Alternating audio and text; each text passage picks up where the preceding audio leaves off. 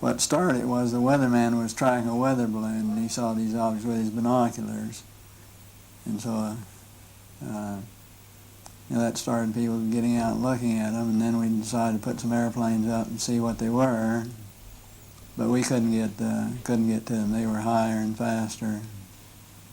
Well, these objects kept coming over flying the same kind of formation that we fly in our fighters. Where were you flying? We were flying in Germany, and we were flying F-86s. And they would come over and do the same maneuvers that we make, except every once in a while one of them would go zip. And you just can't do that in a fighter, a conventional fighter. Was this on radar or was this visual? No, it was on visual. You could see them, so we couldn't tell whether they were large and a long ways away or whether they were smaller and closer in. It was difficult to gauge exactly what their size was. What year was this? In 51, about 1951. Do you think the Russians had that kind of technology back then? No. So, how close would you say you might have gotten to them? I mean, you definitely determined that there were objects that were under intelligent control, or was it? Well, yeah, they weren't just random. They were flying fighter formations, very definitely under positive control. They're just typical saucer shape, double lenticular shape, metallic looking.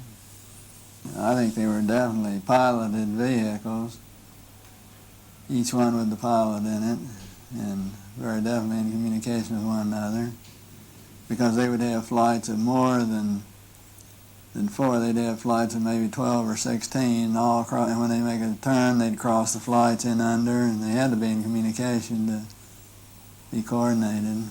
Yeah, every once in a while one would zip off to the side, just do a lateral maneuver out to the side. Much as you've ever seen the lights, the UFOs that they filmed over Clear Lake, California. Have you seen those filmed? How they'll sit there in formation and all of a sudden want to go, I think they were extraterrestrial pilots flying, no doubt about it. Well, that was, I was having some cameramen film the installation of a precision landing facility we were putting in right on the edge of the dry lake.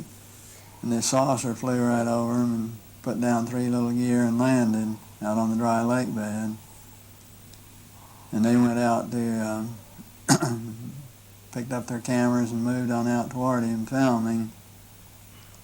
And he lifted off, put the gear back in the well, and climbed out at a very high rate of speed and disappeared.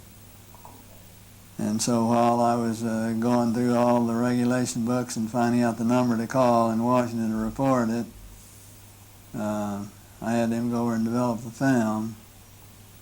By the time they got back with the developed film, I was on the higher and higher and higher level officer talking to me. Finally, with the colonel telling me to, when the film arrived at my desk, to put it in the carrier pouch. There would be a courier there at my office by that time already, and they'd arranged for him to fly in our base airplane back to Washington with these films, and do not run prints, etc., etc., etc. So we stuck them in the courier pouch. Did you watch the film? We didn't have a chance to run it. I had a chance to hold it up to the window and look at it. It was certainly a good film. Good close-up shots? Good close-up shot. Nothing like I'd ever seen. Double lenticular shape. Same, didn't have a cupola on it or anything. It was pretty much the same basic shape. But this time I was involved in the research and development and doing very classified programs myself, at the test center. So I knew that we didn't have any vehicles of that kind, and I was 99 9/10% sure that the Russians didn't have any of that type either. So at that point in time, there was no doubt in my mind that this vehicle was made at some other place than here on Earth. You send it on just like you're ordered to do, and do what they tell you what they tell you to do. I was working at the time. I was working on a little program that nobody knew about. We were not allowed to discuss with our family or discuss with anybody, and that was the U2 program. So it was in the same category, really. Did you know where that footage went of the flying saucer that landed on the tarmac? Went to Washington, that's all that I know.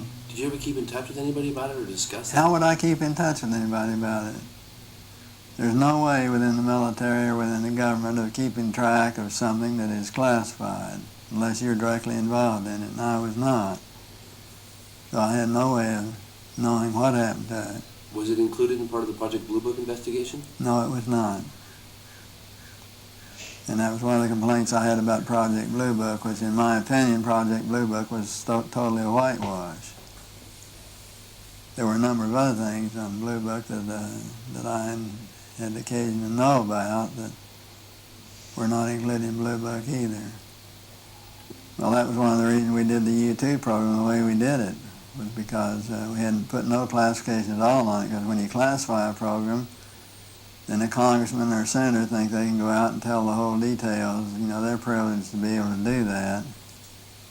Totally trample all over security and tell the details about whoever they want to. Didn't classify at all, and until Powers was shot down, the world really didn't know about U2s. In my opinion, I think they were worried that it would panic the public if they knew that someone had vehicles that had this kind of performance way back right after World War II, a period of time. So they started telling lies about it.